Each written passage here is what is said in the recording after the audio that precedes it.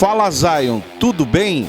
Olha só o que o Gi falou a respeito da existência de narcomilícia evangélica no Rio de Janeiro.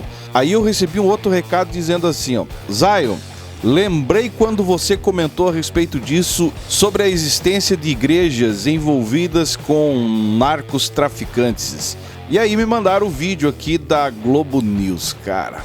O Gilmar Mendes, dando uma entrevista na Globo News. E olha só o que ele disse. Uma reunião extremamente técnica. E um dos oradores lá falou de algo que é raro de se ouvir, de uma narcomilícia evangélica, que aparentemente se dá no Rio de Janeiro, onde, portanto, haveria hoje já um acordo entre narcotraficantes, milicianos e pertencente a uma rede evangélica, ou integrados a uma rede evangélica. Narcomilícia evangélica eu não tinha ouvido, mas narcopentecostalismo, quem não lembra? Se você não lembra, saiu até uma notícia em 2023 a respeito desse assunto, aonde na favela Parada de Lucas, se eu não me engano, até vou tentar achar aqui a notícia depois para passar para vocês, aonde eles usavam até nomes do tipo Tropa de Arão, Complexo de Israel. Isso aí já existe há muito tempo. Agora o que o Barroso está falando aqui, meus queridos e amados irmãos em Cristo, que inclusive tem muita gente nos comentários aqui da Globo News até dizendo que ele está defecando pela boca mais uma vez, mas pode espernear, gritar, ficar histérico pelo fato dessa fala dele aí, mas a verdade é que existe e não é de hoje, meus amigos. E eu sei que você vai vir aqui, vai comentar que é a esquerda perseguindo a igreja, até porque vindo do Gil aí, né, a gente sabe de que lado ele está de verdade. Mas tirando essa questão política da jogada, ele não está mentindo não, meus amigos. Entre narcotraficantes, milicianos e pertencente a uma rede evangélica, ou integrados a uma rede evangélica. Veja, é algo muito sofisticado. Anteontem estive com o governador do Mato Grosso, que disse que o PCC tomou todas as cidades mais importantes do Estado. Então, isso exige ações de Banco Central, de COAF, sim, de Receita. Não é só polícia. Por outro lado, por que nós chegamos a essa situação, inclusive que envolveu o Exército com as GLOs?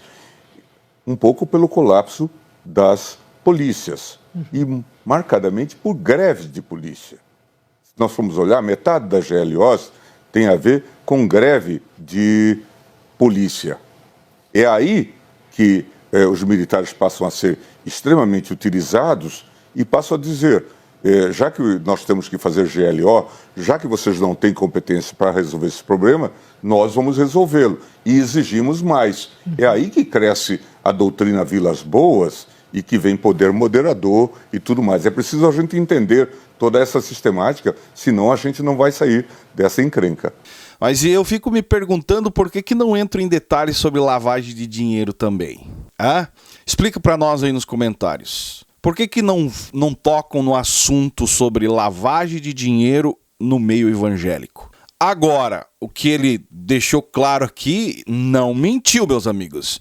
Você pode espernear do jeito que você quiser, dizer que é perseguição em cima da igreja. Até o Silas Malafaia, deixa eu ver, eu vi uma postagem do Silas a respeito disso. Se o Silas saiu em defesa da igreja é porque existe, tá? Vai sair, espírito maligno! Deixa eu ver. Resposta ao ministro Gilmar Mendes sobre milícia. Vamos ver. Povo abençoado do Brasil, nada como um dia após outro. O defensor da igreja brasileira. Vamos ver o que resposta ele dará aqui. Histérico, né? Barroso, na sexta-feira, ataca líderes evangélicos. E ontem foi a vez de Gilmar Mendes atacar os evangélicos. É assim? É essa que é a maneira de responder quando você está sendo questionado? Eles adoram questionar o que eles bem entendem. Mas quando são questionados os deuses do Olimpo brasileiro, que é o Supremo Tribunal Federal, são os intocáveis. Aí é discurso de ódio, O que o Gilmar Mendes está falando ali é algo que eu já falo no meu canal a respeito desse assunto, de igrejas que são abertas. Sabe esses profetas dos Pix que você vê na internet? A grande maioria são bancadas por milicianos. São pessoas infiltradas dentro do meio evangélico, mas que dançam a música desses grupos criminosos. Eu recebi denúncias aqui, meus amigos. Algumas eu nem tive coragem de expor aqui porque eu tenho amor à minha vida. Talvez não tanto, mas eu tomei um certo cuidado. Até porque exige uma investigação mais profunda e eu não tenho condições para isso. Mas desde 2020, 2021, eu já venho tocando nesse assunto de pastores que são obreiros do crime, mas estão dentro do contexto evangélico simplesmente para tirar um certo tipo de proveito, alguns com aquela ideia de que se for para dentro da igreja você não vai ser, mandado para o outro plano, e como é o exemplo dessa ideia escancarada aí do narcopentecostalismo, que eu já vou ler para vocês, mas o Silas Malafaia dizer que o Gilmar Mendes está atacando, eu fico me perguntando, será que é um ataque? Ou será que chegou a hora de Deus descortinar aí? Até porque Deus usa até as pedras, por que não vai usar o Gil aí? Eu até concordo, que o STF passa dos limites, não dá para concordar, meus amigos. Agora, sobre a fala do Gilmar ali, tem coerência sim, tá? Tem coerência sim, porque eu recebi e não é de hoje. E ainda tem uma imprensa oficial, vagabunda, evidente que existem jornalistas que são exceção, para respaldar tudo que eles falam e tudo que eles querem. Preste atenção à fala do ministro Gilmar Mendes na Globo News. Preste atenção. Falou de algo que é raro de se ouvir, de uma narcomilícia evangélica. Daí é o vídeo que a gente viu, a cara da repórter, fingindo não saber, tipo assim, não tô sabendo, ministro. Agora eu gostaria de saber se o ministro André Mendonça vai se posicionar a respeito disso, ou só o Silas vai ficar aí esbravejando, Será que o ministro André Mendonça vai ter culhão para vir dar o seu posicionamento em defesa da igreja também? Meus amigos, essa ideia aí de defender a igreja ultimamente não entra nessa onda, porque essa ideia de defender a igreja, eles não estão defendendo a igreja. Ao exemplo do Silas, não estão defendendo a igreja. O que eles estão fazendo é militando politicamente usando a igreja, a instituição. Igreja, instituição, que é essa que eles dizem que é de Deus. Igreja de Cristo é outra parada, é acima dessa patifaria aí. Agora, esse contexto religioso que dizem defender a igreja, estão defendendo a instituição e o bolso deles. Essa é a verdade, esbraveje, queira você ou não, é essa a verdade. E você já parou para pensar quantos pastores têm entrada liberada nos bailes funk, justamente com a ideia de evangelismo, e você não vê o resultado do tal evangelismo como deveria ser? Simplesmente ganha um, ganha outro. Aconteceu até lá na Igreja Assembleia de Deus dos últimos dias, do Marco Pereira, aonde até inclusive levou um funkeiro cantar num culto, num evento da igreja. E aí você vem me dizer que não tem esquemas nesse meio aí, meus amigos? Cavoca um pouquinho pra você ver se não salta tatu da toca. Então eu digo pra vocês, surtem, gritem, esbravejem, mas o que o ministro falou aqui tem coerência sim. E olha que eu não sou fã desse camarada aí não, tá? Agora, narcomilícia evangélica, como eu disse, eu não tinha visto falar ainda, mas narcopentecostalismo já. Olha só o que foi publicado em 12 de maio de 2023, o ano passado, maio do ano passado. Narcopentecostalismo, traficantes evangélicos usam religião na briga por território no Rio de Janeiro. Os traficantes que dominam as favelas da Parada de Lucas, Vigário, Geral e outras 3 comunidades da zona norte do Rio de Janeiro elegeram referências bíblicas com os seus principais símbolos. E não é coincidência, o cara era da igreja, se desviou, foi lá e usou nomes bíblicos. Não, meus amigos. Isso aqui é muito mais profundo, tá? A facção se autodenomina Tropa Tropa de Arão, como eu falei lá. Tropa de Arão. Uma figura bíblica, irmão de Moisés.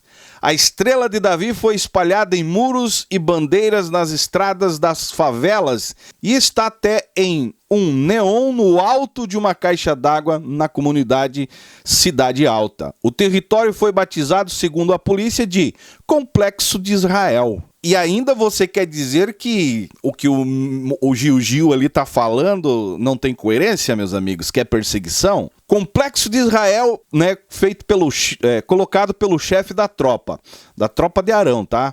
Uma referência à terra prometida para o povo de Deus na Bíblia, de um fenômeno que alguns pesquisadores têm chamado de narcopentecostalismo. Inclusive até orações eles faziam. Na época, o ano passado, quando eu pesquisei, eu me deparei com esses detalhes. Tem no YouTube, se tu procurar.